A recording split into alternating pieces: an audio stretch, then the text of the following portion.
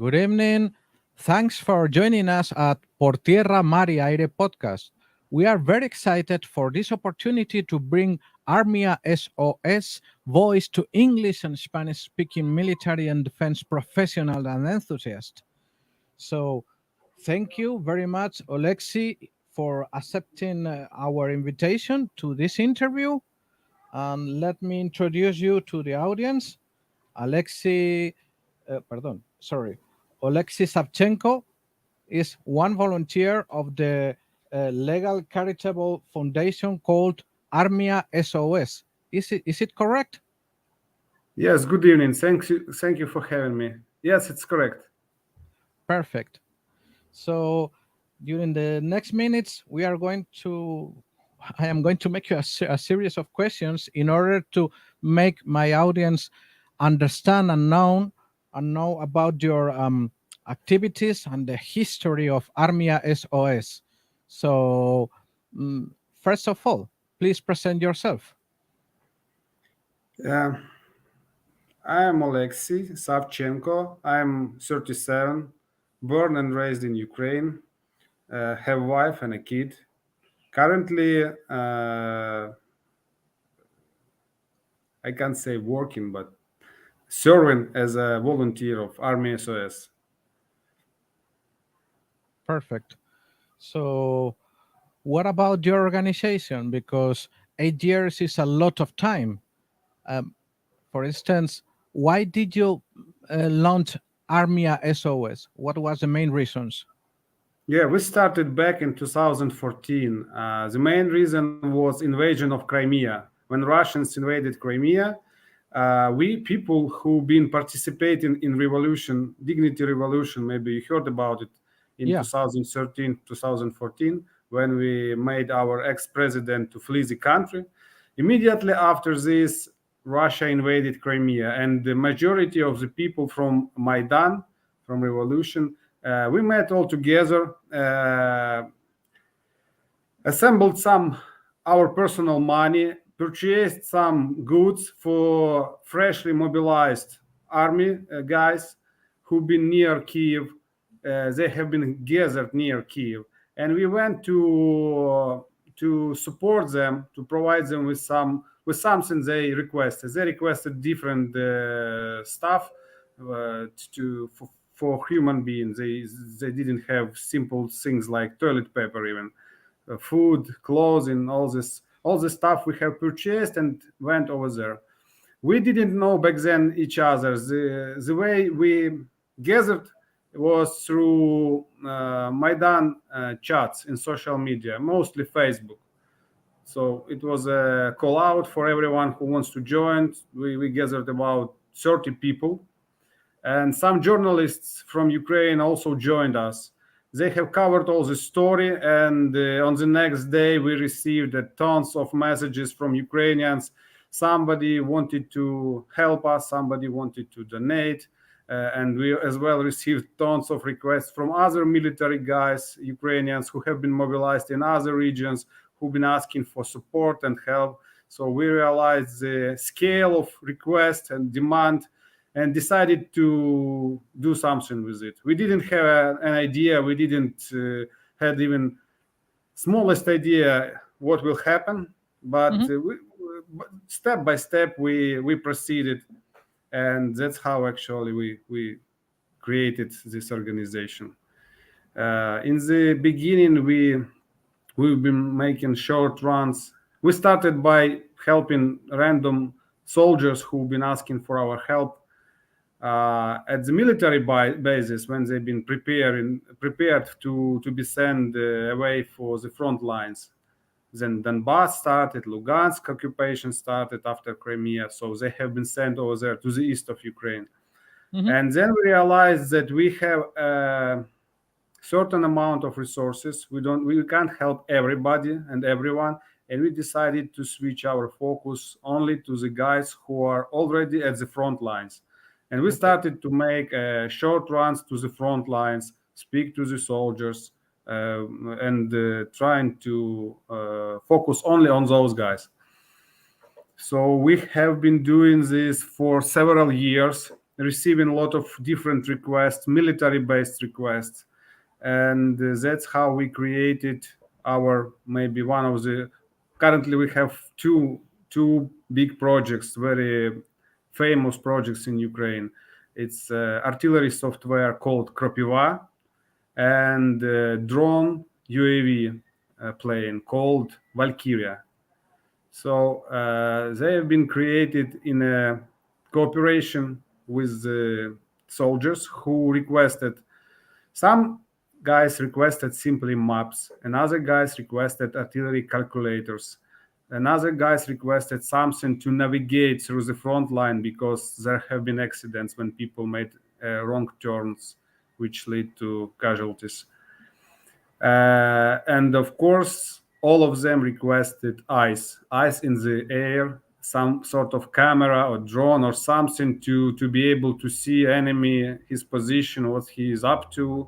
So I'm telling this briefly, but we spent years for this. So currently, Sure. as of today, we are focused only on these two projects. In the beginning of invasion, which happened on 24th of February, 6 months ago, we've been dealing as also with vehicles, used vehicles, SUVs mostly. We've been dealing with some ammunition, but eventually we refused and redirected all our resources to these two projects because demand is huge, and even our resources, existing resources, are not enough to supply everything that is demanded by the front line right now. Okay, perfect. So you have make a very nice summary of the history. And indeed, the order that I have thought, you have almost covered it. So let's let's dive into the details. What's the name? Kropiva? Yeah, Krop, Kopiva is I can show you. I think I have. Yes, I have one. Do you want? I can show you sure, for how it sure. looks. Wait a minute, please. Okay.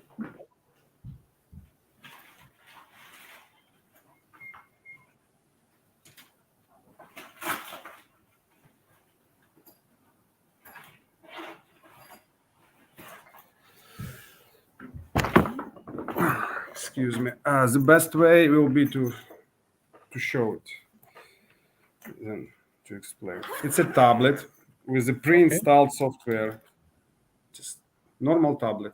We are buying these tablets, and big chunk of our resources goes to buy this equipment because Like, software is for free. We are not selling it, and we provide it for free and only to the military.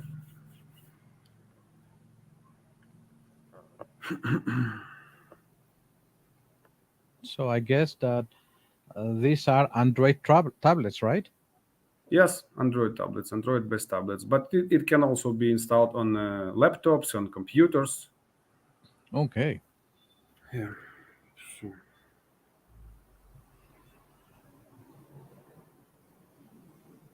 one second, it's starting up. It was switched Take your off. time, please. Yeah. I don't know if you will see. That's how it looks Perfect. like. Yeah. Yeah. Absolutely. So this is the main screen, and when you Mm-hmm. click over here, Mm-hmm. it will request a password. One second.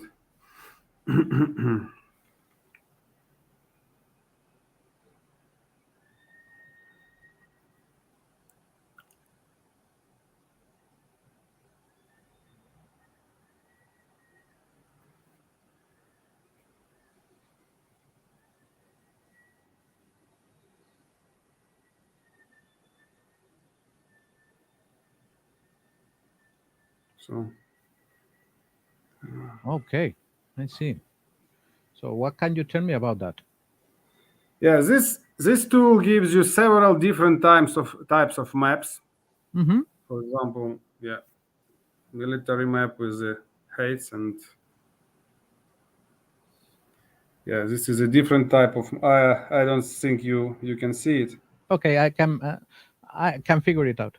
Yeah, it provides you with different tools. It allows you to navigate, to make artillery calculations for different types of artillery guns. It provides you ability to exchange with coordinates, different types of coordinates. It can be GPS coordinates, it can be Ukrainian coordinates, which X and Y normally Mhm. used by military. Allows you to make points at the map, enemy positions, your positions, type of enemy positions.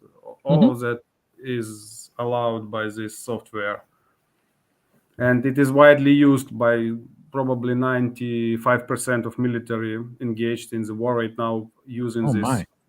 Yeah, so it is very well known. Uh, People call it Army SOS tablets. The official name is Kropiva software, but people call it Army SOS tablets normally.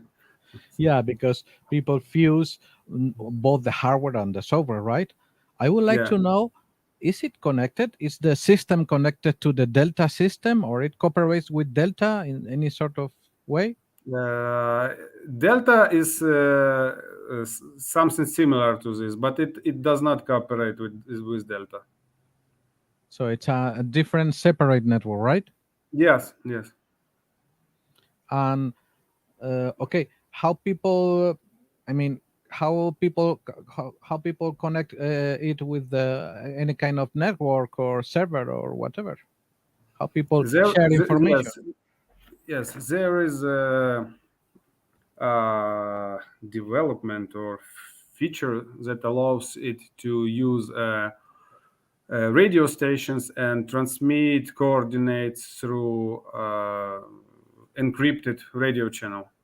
Okay. But currently, many people at the front line are using internet and just transmitting it through the social media or different messengers. Okay. So people just send a set of coordinates or a short message and introduce it into the system, right? Yeah. Okay. For So example, we also at Army SOS we also have. I didn't mention it. I'm sorry. We also have reconnaissance groups. We used to fly our own drones. Uh, as we know how to do it, we used to do it, and we are still doing it. We have one group operating 24/7 at the front line since the beginning. And as an example, when we are coming to the new territory, which we don't know, we are coming to a person who controls this sector, and he has our tablet, we have our tablet, we exchange the position, and we have a full picture. Just in 15 minutes we have the full picture wow, of the situation. Yes, all the positions, we know everything, and we can operate carefully. I see. So what else can you tell us about the Corpiva, or do you want to go inside into Valkyrie? What do you prefer? uh, about Kropiva, it is also used by guys who are flying combat jets, guys who are anti rocket brigades Hmm. or troops who are shutting down Russian rockets, and Okay, guys who are removing mines. How do you name them? I forgot the name. anti-aerial, something like that. Ah, no, removing mine. Sorry. Yeah, they're removing Yeah, yeah, mines from yeah. Okay, from the territories that have been in the battle. We call it sapere, but I don't know English word. Sorry. Sapper, I think. Yeah. Yeah, and that is a clear utility of for sure because um, um, it could be really useful in order to mark the position of minefields, right? Yes, yes. Minefields, even mines, separate mines, and where they're Separate located, mines. or areas. You can draw an area which Hmm. has been cleared or have to be cleared, and exchange it with between different troops, brigades. I see. So at the end of the day, as far as I can understand it, it's a very simple and useful for solution from the very beginning for the troops, right? They have Yeah, the Armia tablets, SOS tablets, and yeah. they mark points of interest, mines, enemy positions, and share the informations using the means their Yeah, disposition, but right? yeah, mostly it is famous for artillery calculators. Okay. So artillery gun needs a lot of information to calculate the position of the gun before it will make a shot. So, and these calculators allow to do it very fast. Before that, it was used in our army, in Ukrainian army was used old Soviet type system when you had a piece of paper, pencil, and you had to calculate it on your knee. It took normally about 15 minutes, depending on the level of experience and training. It took from 15 to 20 minutes, and the tablet allows to do it in 1 minute. So Oh my. drastical change in time, and this time is very important because artillery duels right now are going on in a very rapid and fast manner.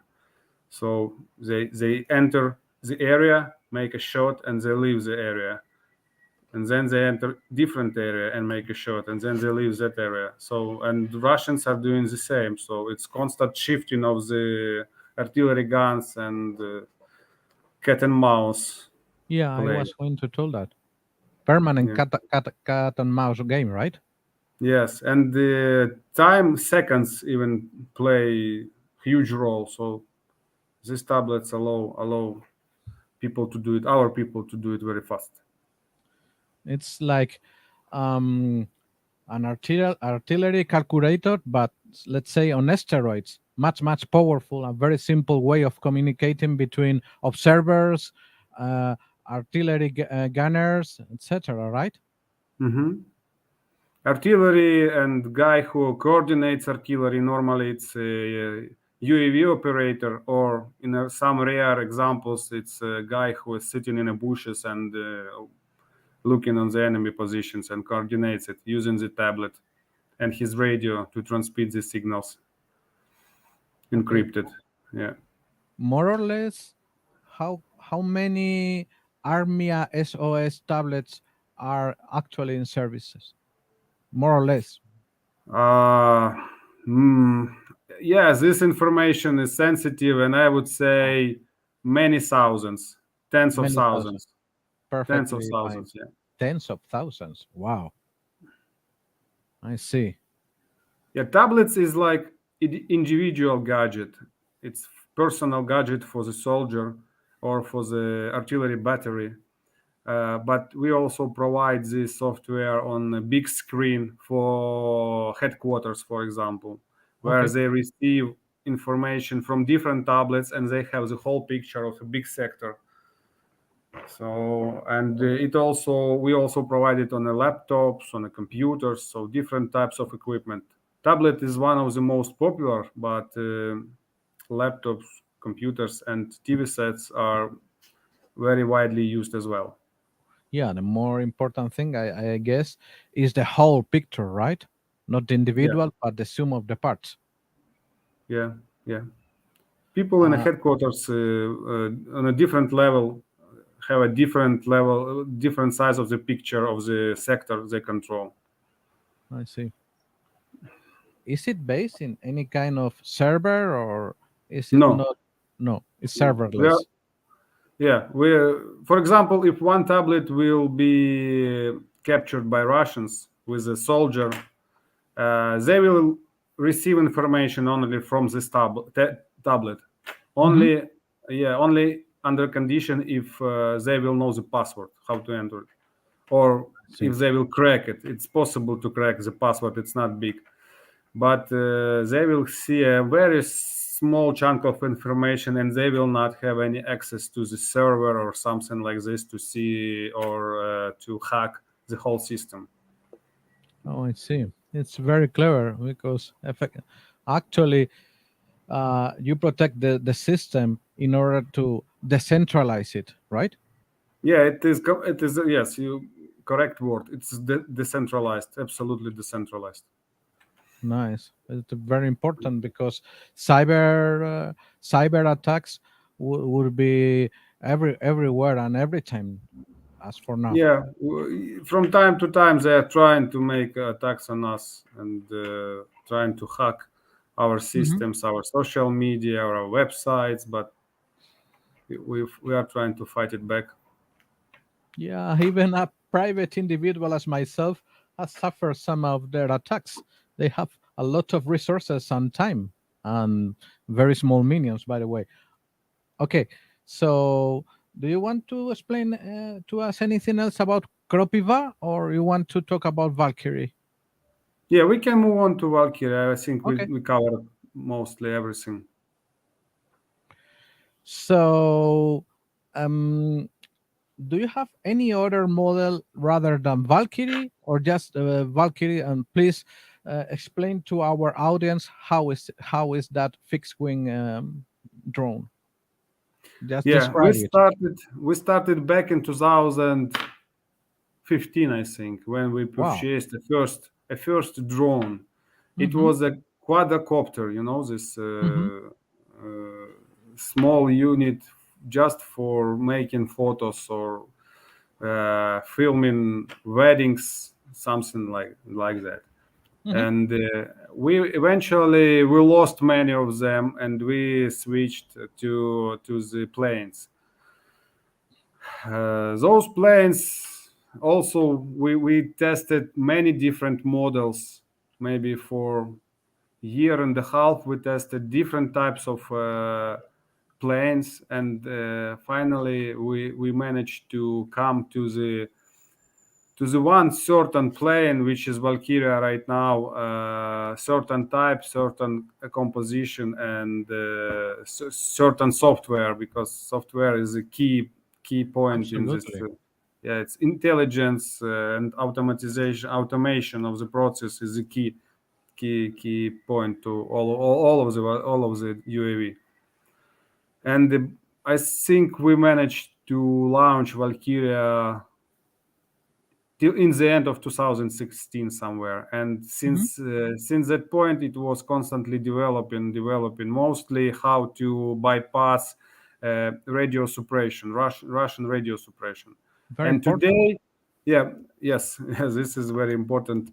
And today we can be proud that our plane is one of the most advanced in avoiding radio suppression. There have been sectors where nobody else could work except for Valkyrie. We used to lose them as well. They are not invincible. Yes, they can be suppressed, they can be shut down, but they can work, they can perform the task. This is the key point. So it's a piece of foam which can be lost as a consumable, but we are saving lives of our soldiers and we are destroying enemy position. So yeah, this is a key feature, I think. So this plane can be used for reconnaissance and for coordination of artillery fire. It can't carry any load to drop the bombs or something. It is just for reconnaissance and the coordination of artillery fire. I see. So, could you describe it for us? It's a fixed wing, right? Just Yeah, a wing. it's a wing type. Okay. It can fly for 2 hours. Wow. It is fully automatic. The training process takes, for the person who used to fly something before, any kind of drone, it will take him 7 to 10 days to be fully trained. Okay. To the green person who never flew anything before, it would take about 1 month because he had to start from the basis. So it is, although it is fully automatic, as you said. Um, can the pilot control it in certain at certain moments, or it is Yes. just using a tablet? Yeah. You can use your computer or laptop to control Mhm. it, to change the direction. You are building a mission, and the plane can follow the mission, and you don't have to do anything. But if on your course you find something interesting, you can point plane to that direction and abrupt the mission, do whatever you want. And also for artillery coordination, you are using like a hand switch. We call it a hand switch to control the plane, not a Okay, mission. I see. So, do you use open software like Mission Planner or Ardu Pilot firmware in it? Yes, mission planner. We are using mission planner. Yeah, actually, I think it's the almost standard inside the domain, right? Yes, everyone is using it. Even Russians are using it. They're trying to cover it, but they are using it as well. Um, as far as I can understand you, it is resilient to GPS or GNSS spoofing, right? Not only spoofing, general suppression. Spoofing is one of the problems. Mm-hmm. They can shut down GPS. They can shut down controls. Normally, what they do, Mm-hmm. and experienced guys with a lot of power and good tools shut down everything at a time, even video transmission. Okay. Yeah. So, and in this environment, our plane still operates, but it can be operated like this only with very experienced pilots. Not everybody is capable of dealing in this environment with and finishing the task. Sure. So that environment, it is still available, the video emission in real time, or you have to wait in the drone to return in order to get the video feed. It depends. Sometimes you don't see anything until drone returns. Sometimes you have video, but you don't have GPS and controls. Sometimes you have GPS and video, but you don't have controls. It it heavily depends on volume of radio suppression units at the front line. For example, when Russians tried to attack Severodonetsk, Mm-hmm. the concentration was enormous. It was so huge. They've been in each and every bush and forest. So it was very difficult to work, but still we know the groups who've been working. They've been losing the planes very often. Some we have a record. One group lost 11 planes for 1 month of operation. 11 planes, Wow. but they managed to burn so many artillery guns, enemy artillery positions, that these 11 planes have been covered. I mean, financially, have been covered twice or even three times. We didn't calculate it, but Russian artillery guns, even one gun cost much more than these 11 planes. Absolutely. So, by Yeah. the way, could you explain to us, if it is possible, for sure, uh, how much it costs in terms of the cost of components, etc.? Yeah, it's not a secret. The system, which Hmm. includes base station and the two planes, this system cost 11,000 euros. Okay. Hmm. 18, sorry, 18,000 euros. 1/8. Okay. So, two plane and one ground station, it is a very nice price.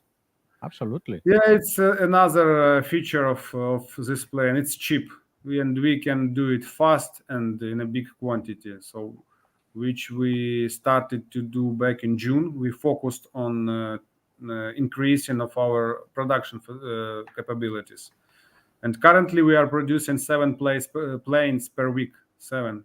Seven. Oh my. Yeah, Do you have it's access not to? enough.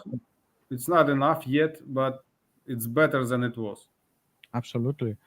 Do you have access to the international components market, Yes. especially China? So Yes, yes, we mainly do. are now There the was a problem is. problem when China had a COVID. shut down. It was in May, I believe. Yeah. Yes, in May.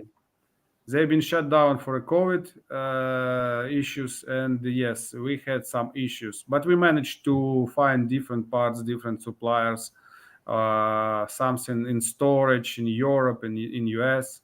We are buying from Australia, all over the world. Okay. And how many hours it takes to build an entire Valkyrie plane?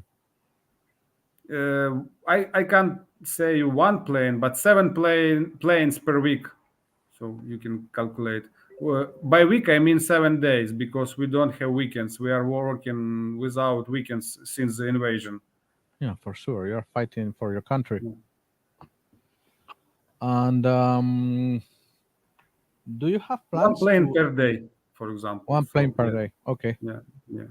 So I guess that okay. In other words, do you have plans for the evolution of Valkyrie and the entire system? Currently, we have given it to the private hands because as a volunteers, it is very difficult. For example, uh, it is forbidden in Ukraine as a charitable foundation. We can't have a manufacturing facilities. So Yeah. we gave it to people we know, to the business we know, who has experience and whom we trust. We gave him technologies, people, and they are developing it as a business. And we, as Army SOS, have exclusive rights to buy it for the self cost for the army, so without any profit margins. But this business has the right to sell it to anybody who is wishing to buy it, to sell it with a profit to the government, to the people, to the private people, to anybody in Ukraine except Russians. So, and that's how we are trying to increase manufacturing facilities and attract investments because we can't take donations from people and invest in something that might fail.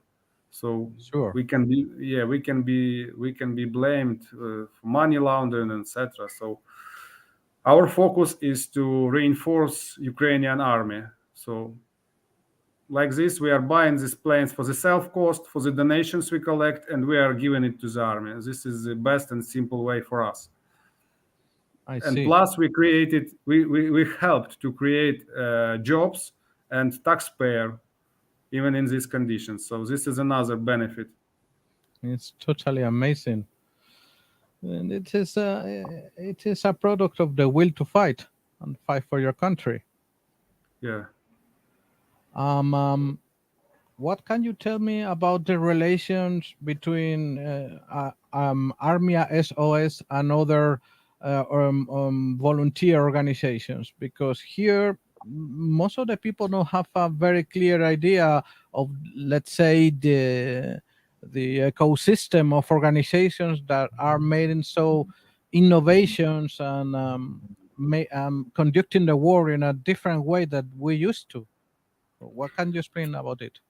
Frankly speaking, we know some organizations because there are several organizations who started back in 2014-15 as well as we did, and we know the people, we speak sometime, we help each other from time to time, we cooperate from time to time. For example, currently another big volunteer fund of Pritula Hmm. is purchasing 50 sets of Valkyrie, 50 sets. So it's 100 planes and 50 base stations. And he is buying it for the soldiers. So this is one way of cooperation. There is a big foundation in US launched by American Ukrainians called YUHU, Ukrainian Help to Ukrainian United Help, and Okay. they have managed to collect big donations and used us as a vehicle and as a source of information to distribute what they are buying. For example, we are not dealing with the bulletproof vests and helmets, but they do, and they need information who first of all, they need access how to get it through the border, and then they need the access to guys who really needs it, not just random soldier. Here you go. Here is a helmet for you. Whether he needs it or he doesn't need, we know who needs it. So we helped in the beginning. We have helped them with the connections. It's another example of cooperation. Some small volunteers, because not everyone is running volunteer organization or charitable foundations as we do. Some people are just gathering like in a number of 5 or 10. They gather money through friends and family, and they want to buy something for the army themselves. Mhm. And there are cases when volunteers are buying tablets, 10 tablets, 20 tablets. They bring it to our office. We install, we check them, we check the soldiers to make sure that they are doing it for the soldiers. And then we install them software and they give it to the soldiers. Another lady from UK, from England, Mhm. she's also Ukrainian who lives in England. She assembled 18,000 euros and purchased Valkyrie for her relative who is serving in the army right now. So this is the kind of cooperation that happens. But frankly speaking, we don't have much time to just make a meetings, decide something. I think we will do it when the war will, the level of intensity of the war will drop down a little bit. Maybe then we will start doing something like that. But right now, our main focus is collect donation, buy stuff, deliver stuff, collect, buy stuff, repeat. So we are always in this circle. Um, I would like you to explain to us, under your point of view and above all your experiences, how the war has changed because of the innovation of people and organizations like yours. What are the main changes? It helped our. This war is an artillery war. Okay. Many soldiers in the trenches, they haven't seen enemy. They haven't seen them, and all they see maybe tanks or some heavy machinery that is trying to attack their positions, but they don't see troops mostly, or in a rare cases some special forces who go deep into the enemy positions, they see some, but this is a small percent. Basically they don't see. I mean, and what happens, artillery duels all the day long, especially Russians. The huge difference between Russia and Ukraine, Russians have a lot of artillery and they have a lot of artillery shells, and after they've been destroyed near Kiev, they changed the tactics. They started to this so-called uh, I'm looking for the proper translation. Uh, it's a massive artillery shelling of the positions. Okay. So when we are firing one shell, they are firing back 10 or sometimes in some cases even 20 shells back. So the 1 to 10 or 1 to 20 is the disposition. And it happens because we have limited volume of guns and limited volumes of ammunition, and we have to use our limited resources very efficiently. And here drones are extremely helping our artillery guys because they are more precise and more efficient compared to Russians.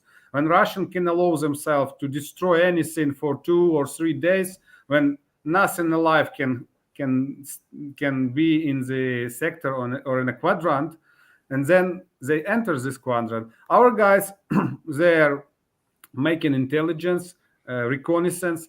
Then they decide which target is the best to hit, and they shoot it. So, if, Wow.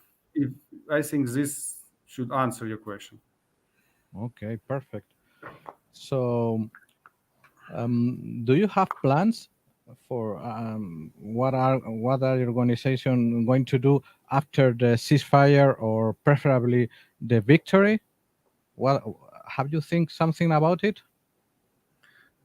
It's a long way to it, but we will celebrate something. But as organization, me personally, I will go back to my civil job, to my civil business. Hmm. I don't see myself in the army or near the army, Hmm. and I believe maybe 90% of our volunteers will do the same because it happened. Ceasefire happened in 2016, and 17, 18, 19, 20 was almost like it couldn't be called even a war. Some tensions happened, but it was not a war. So we had two people in the office. Right now we have 35. Okay, I see. Um, um, do you want to explain? Sorry. Yeah. Yes, our tablets and our drones, they are living independent life right now. So even Oh if my. Army SOS will go away from this market, so to say, these products will remain as a business. So they have future. I'm pretty sure about it. Um, do you want to explain to us another thing about your activities that you haven't covered it yet? I can tell you about another our project which was stopped Okay. because project manager is serving in the army right now. He left us. This his name is Alexander. He's a profession actually. He used to be a military. Right now he's in military, but before that he was a civil person. But he Hmm. trained as a military initially when he was a young guy, and he created a project. He is one of the co-founders of Army SOS, and he created a project of mobile radio reconnaissance units. Oh So wow. basically, what it is, it's an old SUV, used car, equipped with antennas, with radio scanners, with a laptop, with the software, with electricity generation unit, and it is small, mobile. It travels close to the front lines and listens to the radio activity of the enemy. We used Hmm. to supply it, and we covered all the front line right now. And we don't see a big demand for this anymore because Oh, I see. a lot of stuff is being supplied by our allies from Europe, US. Hmm. Okay. So, lastly, but the most important thing of all, how can Spanish and Spanish speaking people help you? Uh, yes, as I said in the beginning, donation is the best way to help. But if somebody wants to help but can't donate, just share information about us. How to donate? You can go to armysos.com.ua website, Hmm. and all the information is there. We also have a Facebook page, but it is closed, and we have English speaking Twitter. Okay. So even retweet or sharing Facebook posts or sharing this video or the videos of your channel, which is indeed very interesting, would help, right? Yes, yes, it helps a lot. Just Okay, matter of information because Russian propaganda is extremely strong. All absolutely, these oil dollars being poured it and sharing false information all over the world. Just absolutely, sharing our story also helps to fight it as well. perfect. So, you want to add anything else? Yeah, I want to say thank you for what you are doing, for trying to help from this pain. It's not your war, but you are trying to support us the way you do. It warms our hearts. Thank you very much. You're welcome, but actually, in some sense, it's our war too, because under my point of view, it's a war absolutely for the existence, the very existence of Ukraine, right? but it is also a war for the future of entire Europe, because after the Yes, I Second agree World with you, War, but not yeah, not everyone understands this yeah, that's a because problem.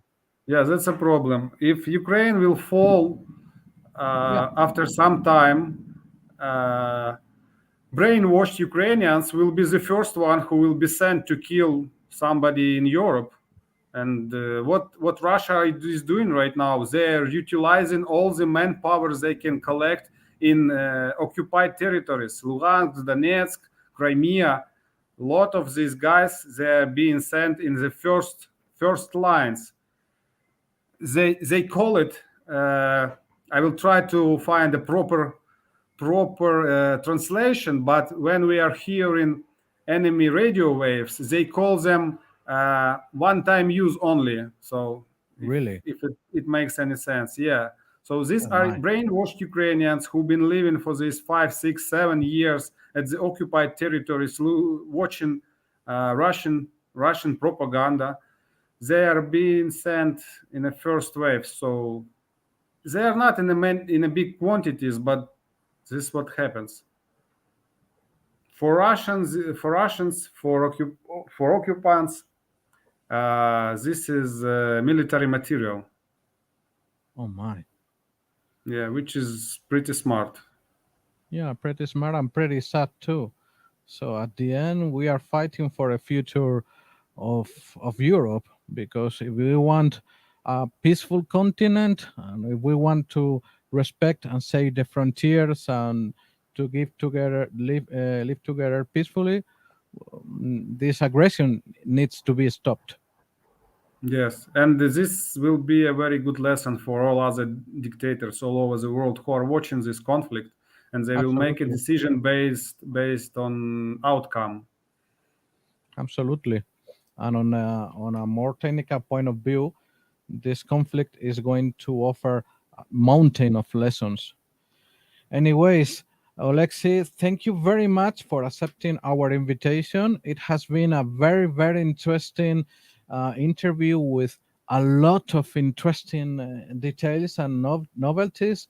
I wish you the best luck possible and to stay safe above all, um, to continue your efforts and until the war ends, and hopefully the victory is achieved. So thank you very much, much, Oleksii, and Slava Ukraini. Heroям Slava, thank you for this opportunity.